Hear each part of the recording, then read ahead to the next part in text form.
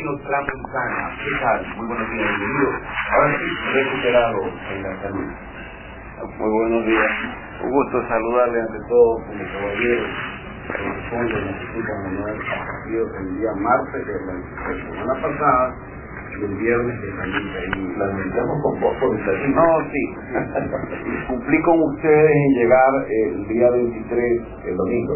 Sí, el 23, pero ayer había... a las 6 de la tarde y llegué a las 5:30. Por un acontecimiento que creo que vale la pena citarlo aquí si ustedes me permiten. Estaba yo en el RTU y fui el primero que dije lo que voy a repetir. Estábamos hablando aquí de mortgage.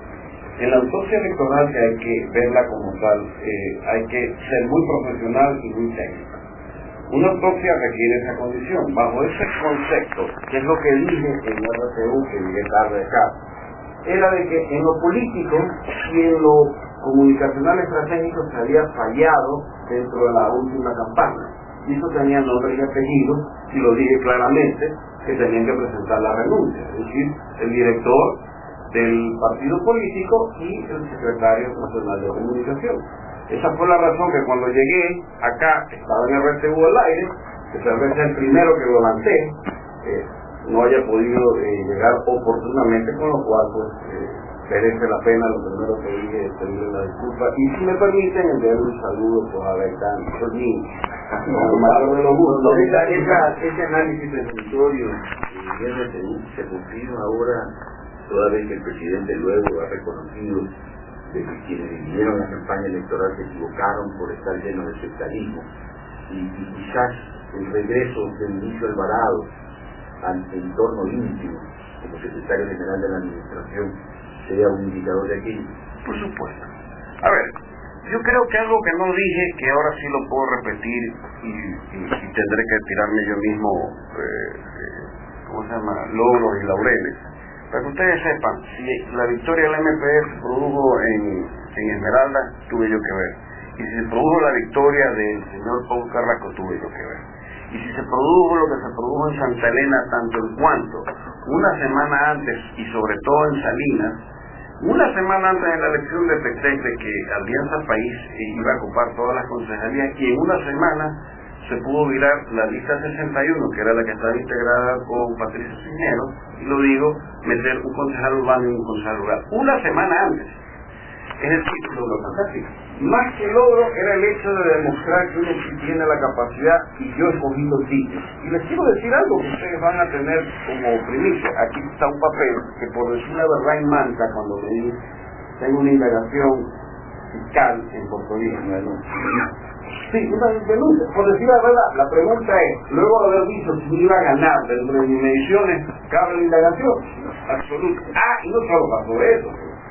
Pasaron cosas divertidísimas, un programa pregrabado que debería haber salido el viernes antes de las elecciones, según en donde me lo grabaron, que había sido estudiado por los abogados del CNE, repito lo que está aquí en el celular, y que había sido becado porque se iba a hacer una experiencia. Es decir, esta vez no solo que hubo triunfo, sino que hubo de todo, como en botica. Pero algo que yo sí quisiera que no solo resaltar lo que pasó en RTU, que no pude venir. Mire, de algo me sirvió a mí la presencia del presidente el 14 de enero en Esmeralda. Y les voy a contar porque esto no es que me lo contaron. El 14 él entra a Esmeralda, inaugura el aeropuerto, inaugura el puerto pesquero que estaba abandonado, inaugura escuelas y asfaltado de calle. Entra a medida del 18. Lucía Sosa, que tenía ventaja sobre Iván Hurtado, el presidente no solo que la empata con su presencia, sino que la rebasó la intención de voto de Lucía. ¿Sabe qué sucedió? Hubo un cambio de estrategia y si ustedes entran en internet, en la Esmeralda capital, Lucía Sosa gana en Esmeralda. Él rebasó la intención de voto que se tenía permanente y continuamente creciendo en Esmeralda. Lo de Azuay, yo tengo que resaltarlo, se trabajó 6 meses y yo me retiré exactamente el 8 de diciembre. ¿Por qué? Porque la intención de voto tenía que quedar en 56%. La dejé, entonces yo ya sabía que de ahí era imposible bajarlo. Sí, tengo que decirlo a viva voz.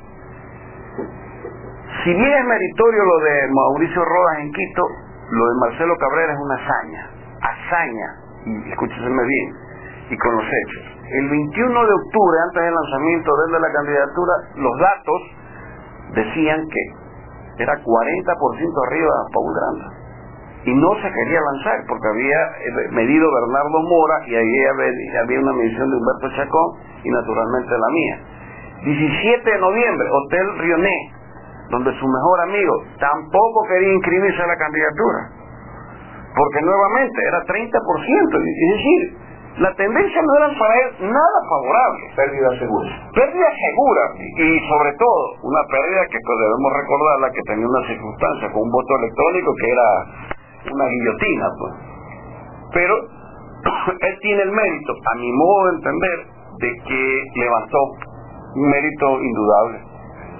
Yo considero y puedo relatarlo que lo de Azuay sí me satisface haber sido el consultor político de esa parte, porque todo lo que se hizo fue para apuntalar tan bien esa reelección, pese a que el garrote llovía por todos los lados, y no era garrote de a uno, era garrote de quinteto.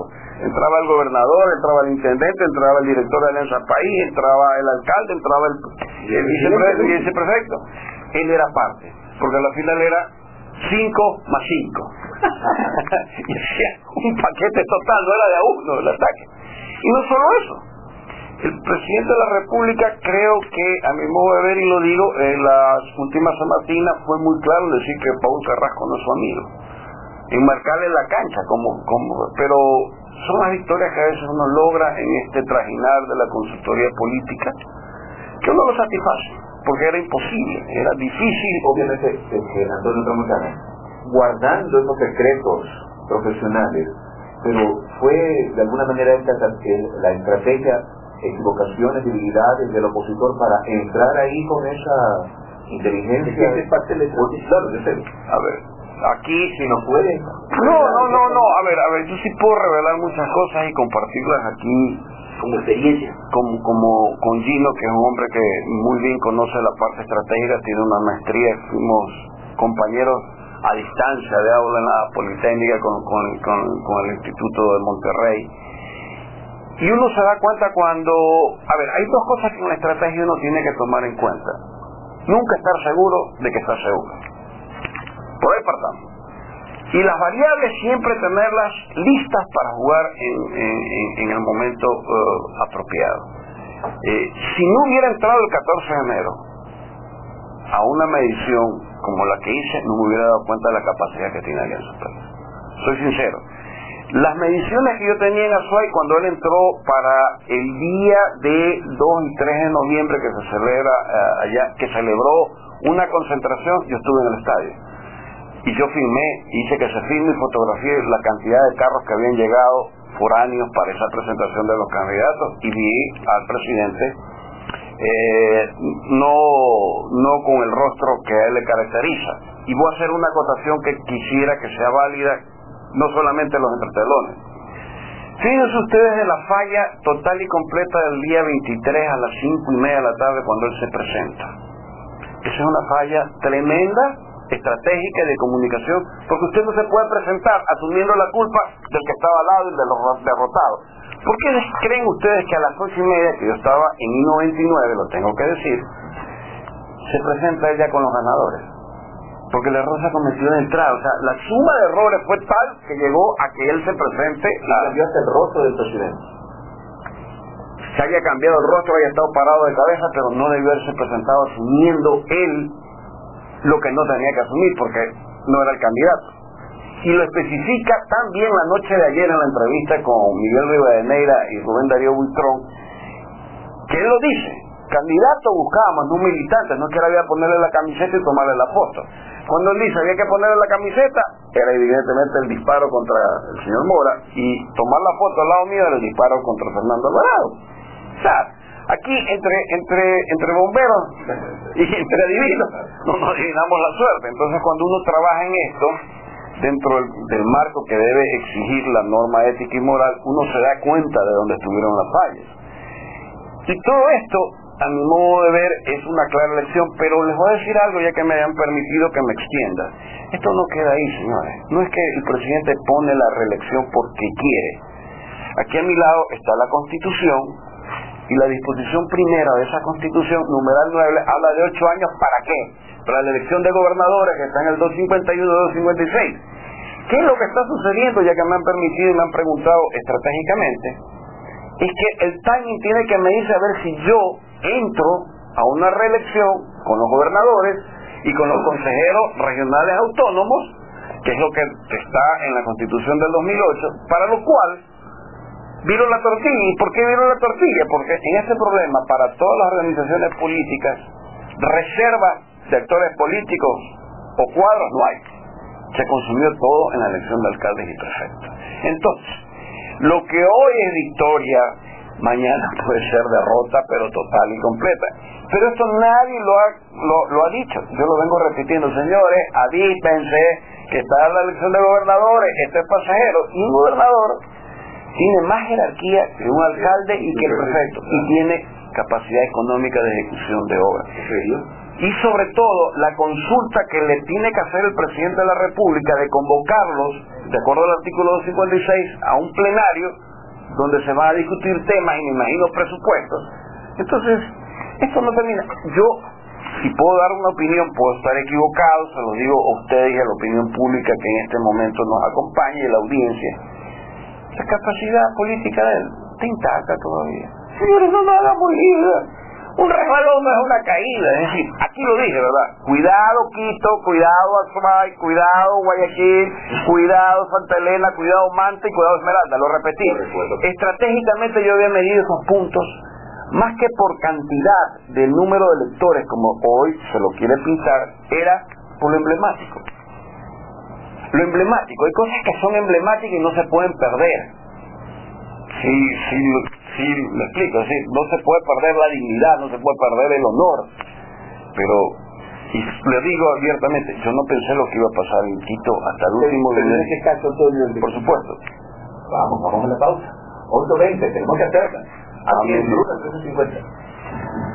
Cada 15 minutos. Claro, porque así es el corte. Pero allá en el panorama ni digamos, no es otra cada media hora. En mi modesto. Ahorita aprovechen que yo se acabo de contar muchas cosas. Yo también, nosotros seguimos allí en Irala muchísimos días, casi todos los días de los 40 y pico.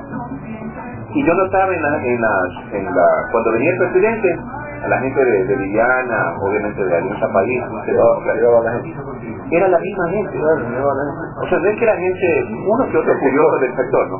Pero yo veía, digo, son los mismos fulanos, los mismos carros en toda la reunión. Se engañaban. Y claro, pues el presidente decía, 3.000, 4.000, 5.000 fulanos ahí, pero eran los mismos en todas partes, igual que aquí. Era una mentira. Pero qué una pantalla, Antonio, de que no hay una reacción ya un poco. Está en hostigamiento. No, por supuesto, se dio. Pero, a ver, te digo esto porque dice que está intacto. Yo no creo que esté tan intacto. Eso de quererse implantar, porque es lo que le venía diciendo hoy, esta democracia la cubana en Ecuador, eso le va a pasar factura. ¿No crees? Maestro, usted es más estratega que yo porque ha estudiado más a fondo. ¿Tú qué haces con lo que es contrario a ti? A veces le dices lo que tú quieres que él escuche. ¿Ya? ¿Por qué lo de intacto? Tú ahora ya me captas. ¿Ya? Para que precisa eso se pide. No lo obvio. ¿Qué le voy a decir? Claro, rectifique para que diga, pues tampoco. No, él en ese momento tiene la capacidad de rectificación porque se ha dado cuenta. Entonces, se ha dado cuenta, por eso y si tú le aumentas más, le das más condumio. Esto de dejar que vayan de nuevo los ministros a dar declaraciones, ya tú sabes, está cambiando. Y invita al almuerzo. Que te invita al almuerzo. Y ahí cometen un error de no haber ido. Yo de nuevo hubiera ido, de verdad. Cuando vuelva de pronto Alvarado, entonces ya iba a ser una cosa interesantísima, ¿no? Las estrategias. Porque el tipo es un genio también para esa nota de... Pero es un genio de publicidad, que es otra cosa. Es otra cosa. Claro, y le ha dado pero le ha dado resultado de alguna manera, pues. O sea, le dio resultado toca en esa campaña. Estoy de acuerdo contigo. pero mientras la gente esté de alguna manera, si no contenta o satisfecha. La reelección. Continuamos con más de Ruta 1350, siendo las 8 de la mañana con 23 minutos. Amigos conductores, la calle Cristán, en el centro y parte del sur de la ciudad de Guayaquil, se registra tránsito totalmente denso, está caótico el congestionamiento vehicular en la calle Tulcán.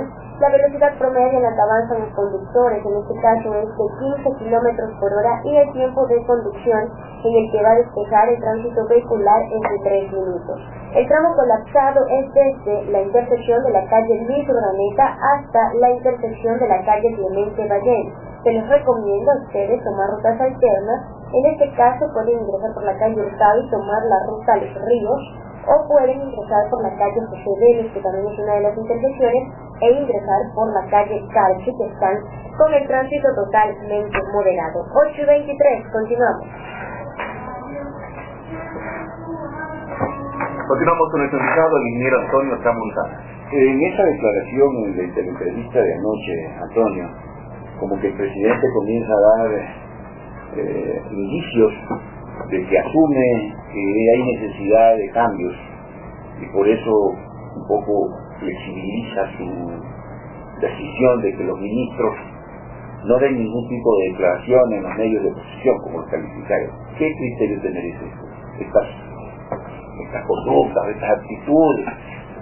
A veces ese tipo de situaciones es, yo la diría, apariencia, desde mi punto de vista de lectura política, y es coger oxígeno para suavizar ¿qué cosa? Lo que él mismo lo llamó, calificó, señaló de derrota, porque fueron textualmente el término empleado.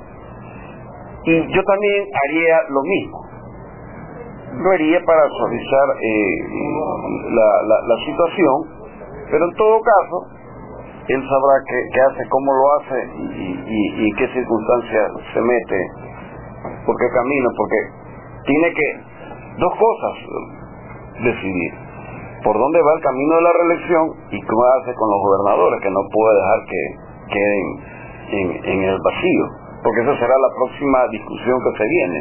Es decir, recordemos algo, que tuvimos discusiones como la de Yasuní, pasamos a las elecciones, ahora viene la reelección y de nuevo regresamos a la reelección, pero claro, yo también haría, lo correcto sería aplicar un modelo por medio del cual no sepan por dónde va el camino, pero el camino va a la elección de gobernadores, que es la cual tengo que ir midiendo y explorando. Para recordarle a nuestros amigos oyentes que, para que de pronto no estén un poco en blanco, esta de los gobernadores es los gobernadores por región. Sí, regiones autónomas. Correcto, claro.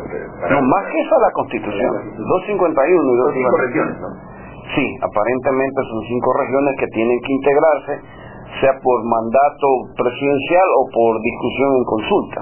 Estos problemas que se están dando en Venezuela, Antonio, de alguna manera afectan al ideario, a la tendencia socialista de los grupos del ALBA. Sí, porque son los más cercanos en cuanto a que los muertos ya han subido de 50 y creo que cada día desgraciadamente se incorpora. ¿20 nomás? No, salió otra vez un comunicado que eran más de 50, si no me llevo a equivocar. No, 20. Hasta donde sabemos dice 20 muertos. Ya, la otra vez yo leí que eran más de 50 en comunicado del diario El Universo, que me sorprendió también la cifra, estuvo en la página 5 o 6. Pero si son 20, corrijo, pero de todas maneras es lo más cercano que tenemos. Lo más lejano es lo que en un momento dado escuché aquí, que se lo planteó muy bien, lo de Ucrania. Siempre sangre es un problema para las afectaciones de lecturas democráticas, en este caso, porque no deberían, pero nos llega la influencia porque es lo más cercano. Nos llega tergiversada, nos llega certera, nos llega veraz, es otra cosa, pero nos llega. Y la lectura que desde la OEA y la ONU, sobre todo la ONU, en que ya ha dispuesto que 5 relatores de violación a los derechos humanos realmente hagan un acto de presencia en Venezuela para que se informe al mundo a través de la Organización de las Naciones Unidas qué es lo que realmente está sucediendo, y no como aparentemente se quiere dar a entender que hay una especie de confabulación o conspiración de desestabilizar al régimen de Maduro por parte de intereses foráneos o extranjeros. Bueno, ya cuando hablamos de la ONU ya estamos hablando del ultimátum, es decir, ya es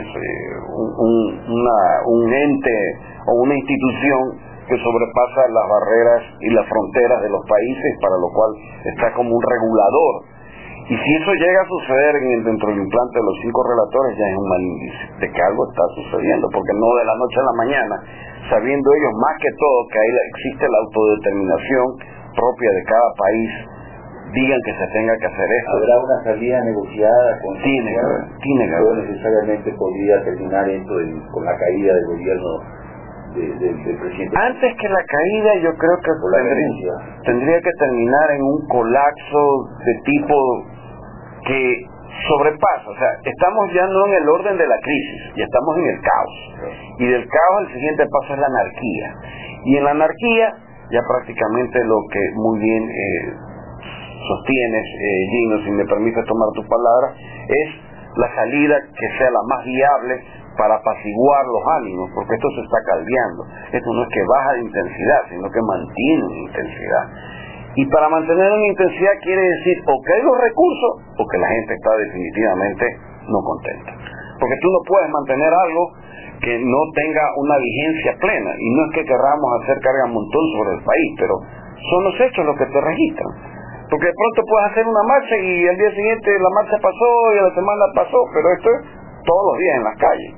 Y para que exista todos los días en la calle, en un momento dado tú sabes que se aplica la fuerza progresiva, y en el momento del aumento de fuerza progresiva no sabes qué pueda pasar, por más que estés predispuesto. Entonces, ¿por qué yo hablo del caos? Porque en un momento determinado, si bien lo que haces es apaciguar los ánimos, nunca vas a dudar de que exista alguien, un agitador, que termine matando a otro y no seas tú culpable como gobierno, y te terminan viendo eso como un acto que sobrepasa las dimensiones de la vida y te soslayan en los derechos humanos. Entonces, estamos en esa etapa. Ojalá que no entre en la anarquía, que es lo que preocupa realmente, porque son etapas que se consumen. Algunos analistas creen, presumen, dicen de que podría pasar algo como lo que está ocurriendo en Venezuela con la crisis que ellos viven, con Ecuador.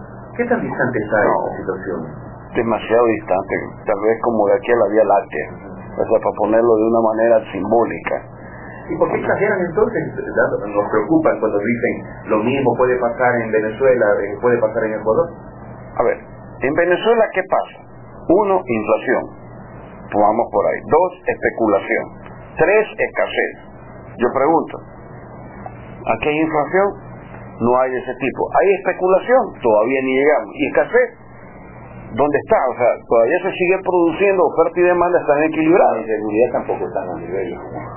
Bueno, claro, que comencemos por el primer factor, que es el económico para el estallido social. Por eso lo cité, y lo que tú dices, la seguridad, es de otro orden. Entonces, a mi modo de ver, quien lo haya dicho debe ser responsable por la forma en que tiene esa visión, o por último, tengo que decirlo así tan tajantemente, no sé qué está bebiendo, qué está fumando. Ahora, desde el punto de vista de Antonio Tramontana, como el experto del ojo clínico electoral, pasamos estas elecciones. ¿Alianza País ganó o perdió el domingo 23? Yo diría que, a mi modo de ver, es una victoria con una derrota oculta. ¿Y por qué digo que es una victoria?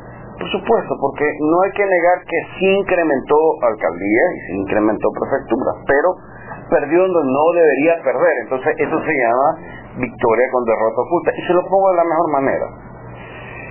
Si en esta elección el alcalde de la ciudad actual que se religió, que sacó 752.000 votos en el 2009, y el padrón se le incrementa al 2013 en 10.34, no llega por la tendencia a incrementar eso. Claro que es una victoria, pero en el fondo es una lectura de una derrota. ¿Por qué? Porque su tendencia debería ser que dentro de los 220.000 votos o electorales que se incrementaron, él tenga como tendencia 72.000 o 75.000 votos adicionales a los 700. Entonces, fíjese usted, sí, es victoria, la canto, pero en el fondo, cuando ya usted hace el análisis pormenorizado, victoria con menos adherentes. Sí, con menos adherentes, pero no debería ser. Eso me indica usted que los otros tuvieron mayor capacidad estratégica o incrementaron la intención de voto, nada más. O sea, por eso nuevamente, las victorias tienen una lectura y las derrotas también. Y yo les digo, o sea, el saborear victorias como las que les cité, la de Esmeralda, como la de Azuay, la de Santa Elena, a uno lo único que le tienen que hacer sentir es que debe ser más humilde y más sencillo. No sé, no son palas más ni rayas más, sino que uno ya midió el pulso de las cosas, uno ya conoce cómo piensa Azuay, que es una tierra bella, pero al mismo tiempo muy complicada. Sin duda, muy compleja, ¿no? 8:33. Antonio Tramontana, gracias por estar aquí con nosotros. Este tema amplio, largo y complejo. Vamos a